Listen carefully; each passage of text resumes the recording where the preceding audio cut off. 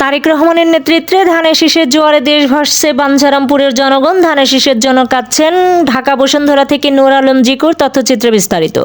ব্রাহ্মণবাড়িয়া ৬ বাঞ্ছারামপুরের আসনের অ্যাডভোকেট রফিক শিকদার কর্মী ও সমর্থকরা মতিউর রহমান জালুর নেতৃত্বে গাড়ি ভাড়া করে ঢাকায় ছুটে এসেছেন রাজধানীর বসুন্ধরা এন ব্লকে। বাঞ্ছারামপুর থানা কলোনির ছাত্র লিটন সরকার তাদের খাবারের আয়োজন করেন। বেলা 4 ঘটিকায় ঘরোয়া আলোচনা সভা অনুষ্ঠিত হয়।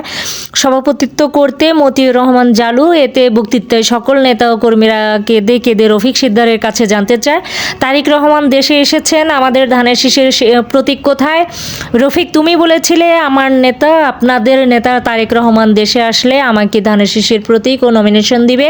এখন 2 দিন হয়ে গেল, কোনো খবর না পেয়ে ঢাকায় ছুটে আসেন রাজধানী বসুন্ধরায় বাঞ্ছারামপুরের বিএনপির নেতাকর্মীরা। তারা বিএনপির ভারপ্রাপ্ত চেয়ারম্যান তারেক রহমানের কাছে রফিক শিকদারের জন্য নমিনেশন প্রার্থনা করেন। অ্যাডভোকেট রফিক শিকদারের চোখের জলের বক্তব্য মনোযোগ দিয়ে শোনেন। কান্না ও চোখের জলের মধ্য দিয়ে আলোচনায় সমাপ্তি ঘটে। অসংখ্য মানুষ আছে, এই যে সোহেল আফসারের চুলটা পানি চলে আসছে, মতিউর রহমান জালু ভাই নিয়মিত আমার জন্য এই বয়স উনি দৌড়ে দৌড়ে প্রোগ্রাম করে।